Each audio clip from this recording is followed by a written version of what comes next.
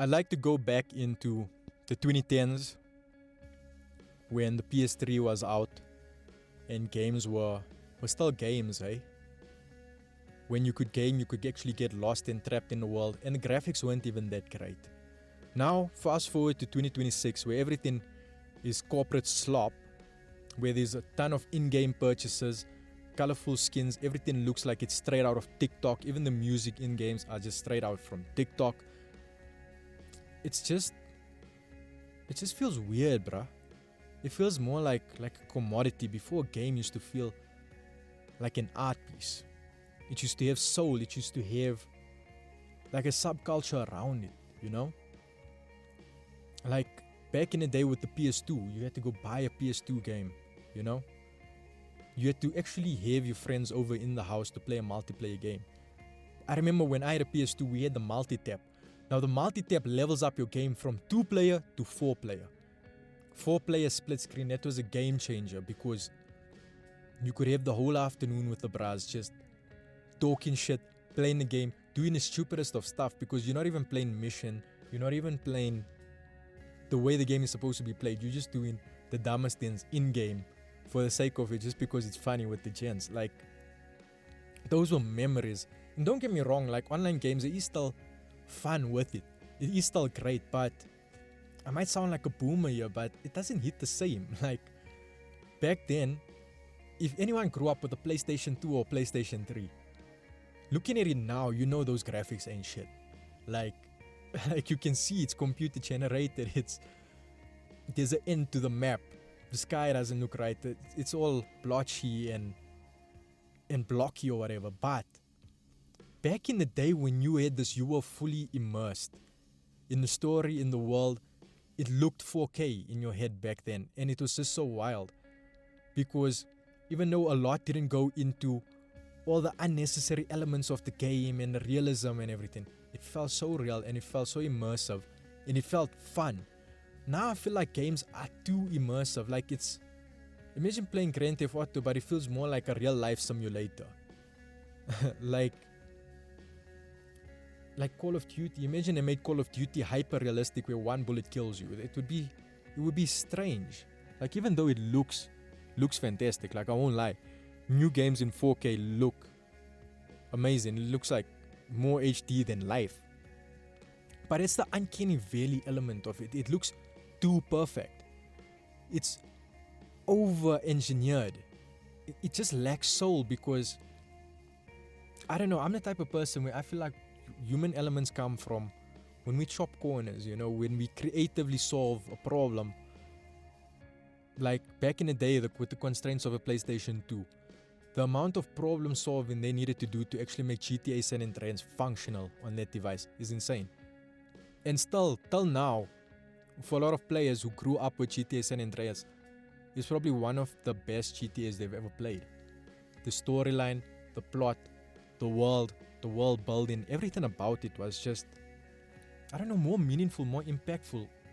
And don't get me wrong, I still play both. I still got a PS4, yeah. I can't afford a PS5. I don't really want to get a PS5 because I'm not really that into gaming. I game more on my iPad, which is what you guys are seeing here. I got the PSP emulator, and I got my games legally in inverted commas, and I'm having fun. I'm trying out games that I've never ever played before, like Driver 76 right now. It's a very small type of world. It's almost like a GTA, but there's not much world and interaction you can do with it, but it's not even a great driving simulator, but it's kind of fun because it reminds me of like what gaming used to be, where it wasn't something so serious, it wasn't so deep, it was a game. Like, you could get immersed in it because you had to still use like elements of your imagination. Let the realism come from the way you decide to perceive things. But now I feel like when everything's fed to us on a plate, the hyperrealism, the immersion, when it's given to us too easily, there's that element where our brain is not filling in the gaps. And I think that's what I liked about GTA San Andreas, because although you presented with this low fidelity, low graphics, basic graphics, for that time it was probably great graphics, but in 2026 it's like really bad graphics. But if we remember it in our brain, we don't remember how shitty the graphics were. In our brain it's like realism. And that's the wild thing about it, if you think about it, because it made us more immersed in it, because our brain was being fed this stimulus of something semi-realistic, but it resembled real life, and we had to fill in the gaps to make it more realistic in our head. So it made us feel more immersed and more connected. It's the same way, like when you watch a movie, you don't remember everything with the movie, but when you read the book sticks with you more, because your brain is filling in more. Your brain is working more. And yeah, man, I used to always laugh at older people when they'd be like, nah, technology nowadays were better and it was more fun and whatnot. Yeah, they talk shit, because back in the day, before you guys had keyboards and you're busy with typewriters and your first phone was a house phone. Too far back, bro. Let's go back to the 2000s. I think the golden age of all of this shit, because it was now new technology, like really coming in, really developing its strides and really grabbing the masses. Because for a lot of gamers right now who are obviously not from the newer generation, it all started on the PS2 or PS1. And yeah, if we're going to compare graphics, the PS1 was shit. Like no amount of immersion or brain work could convince you that those graphics were immersive and those were fun. Like that was still infant level gaming. But from the PS2 upwards, it was like, yeah, it's not so shitty where you're like, yeah, this looks weird, it feels weird, it's not very intuitive, it's not very fun, it looks very gamey, and it's not so advanced on like what I'm gonna assume GTA 6 is gonna be. It was like PS2, PS3 was somewhere in the middle. I never had a PS3, I kind of missed it, but I used to play it at my friends' houses. And I remember Call of Duty on the PS3 was flippin' fun, because it was still split screen Call of Duty. I remember also having it on PS4 with my brother. Call of Duty Ghosts, Black Ops 2, Zombies, split screen, next level hype. Because not only are you guys like in the same place, you can see his screen. So if bro don't want to come revive you, like, bro, you're doing fuck all, pull over, come revive my ass. It was just fun, man. It was like a different way to connect. Like, I was thinking a multiplayer game, like in-person multiplayer where you both share in the same screen, it just felt more fun than when you guys are playing online with a headset and a mic. Like being able to speak to someone who's right next to you while you're playing a game, it just slaps differently. And I guess like now you can do the same thing, like just connect two PCs next to each other, be in the same room and game. But yeah, man, I don't even know why I'm ranting about this. Like, it's not something I'm really passionate about, because I'm not a heavy gamer. I'm not really deep into gaming. I just do it casually, just to pass time some of the days. But I need like visuals for my YouTube channel. That's like the main reason I game.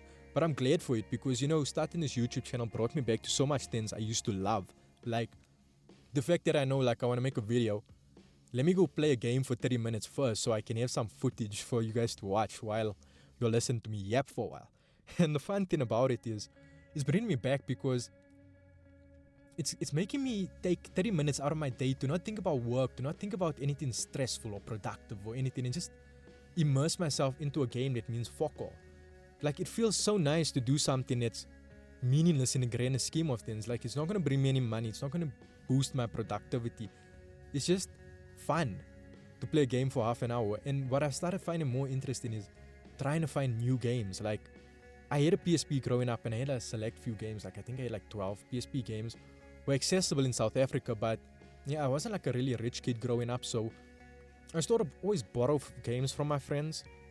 And then a lot of friends never asked for the games back, because they were more focused on their PS3 or PS4, while I was still stuck with a PS2 and a PSP. And I ended up like just sticking with those games for years and years, because they just like kind of left it with me.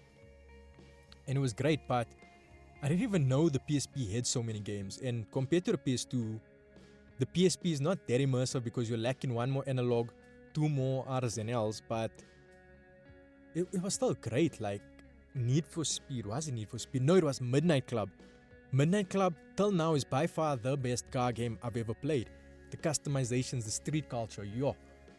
And that one was fun. Like, I used to drop my car, you could adjust the suspension, you could put like stickers all over the car, change the exhaust, like you could change everything down to the headlights. Like that one. Graphics were not as great as the games we have now, But it was much more immersive because you could fully customize the car the way you wanted it to be. And you see, they didn't go so hyper-realistic with the controls. That's another thing I don't like with new age gaming. They want to be a bit too extra with the controls, where now it feels like fucking driving simulator instead of playing a game. Like, I feel like creators need to realize that they walk in a tightrope, a very thin line between fun and unnecessary stressful, hey? Like, I want to play a game, I don't want to be in a simulation. Damn, that's a really nice freaking Porsche, hey? Like, I live in a great area. Like, I have a beat up 1994 Polo, but everyone around me in this area is driving Porsches and BMs and whatnot. Like, I'm blessed to be here. I'm really happy. It's a great area to be alive in. Like, I can go walk around at midnight and not feel like I'm gonna get mugged or raped or some shit. But yeah, this is where we at in South Africa. Couple of last few good neighborhoods, eh? But yeah, man, South Africa is a great place to live in. I mean, we got our things. We're getting big internationally.